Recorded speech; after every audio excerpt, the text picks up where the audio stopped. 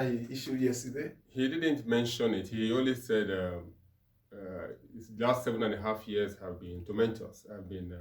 Nigerians have okay, that may explain why a reaction came from the president. And if you are... I'm telling him you're jealous of our achievements. If you are the head of a house and I'm passing by and say, oh, this house is dirty, I'm actually saying that you are dirty. So even if actions speak louder than voice, even if the Baba did not call anybody's name, we all know that we're in a country where a system has run for 7.5 years, and the person in head of affairs is President Muhammadu Buhari, and he has a right to react to it. And we have said here that... the presidency also has a right to join issues. Yes, you have a right to join issues. And we have said here that the Baba is entitled to his opinion, and he's not compelling anybody. He's only advice. He's an advisory. The letter is like fully advisory. So he's not compelling any youth or any adult, any elder statesman to go vote for Peter Obi. He has said he made his choice. IBB is there. Shehu Sani said even the Brekete president is there. He can endorse somebody. So Amechi, you can endorse somebody outside the studio.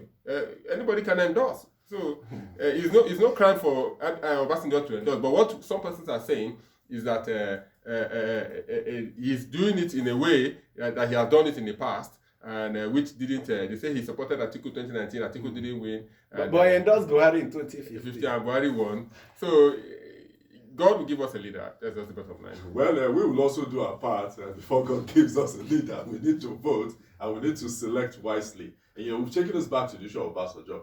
President Obasanjo is someone who has had a divine fortune.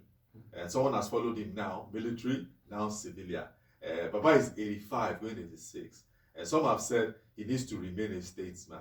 Statesmen also, talk about national issues when they think things are not going the way they ought to go. That's what he has done. Things are not going the way they ought to go. That's the fact. So the man he's saying, look in this direction.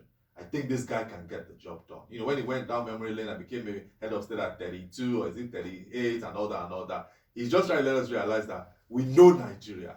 But the fact is that what you know about Nigeria is not what we are seeing today. So he has his view, he has his take. Nigerians will make that decision. And you and I will need to be very smart. All who are listening to us, be very smart.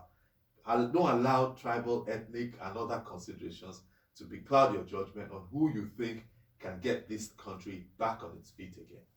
Well, former President Obasanjo, do you know the number of letters he has written? In fact, Letterman, there's a book a fellow journalist Mujid of Premium Times wrote a few weeks back, where he chronicled some of the letters Obasanjo wrote. Little did you know Obasanjo will write another one.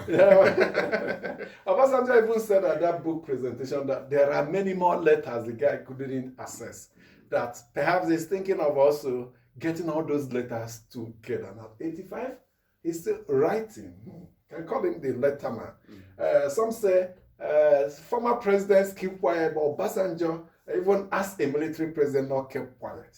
The moment he handed over to Shehu Shagari, he started criticizing. He will not just keep quiet, he will criticize.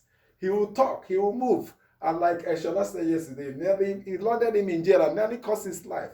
But this man will continue to talk till he leaves this earth. That's one thing you can be certain of. Thank you so much for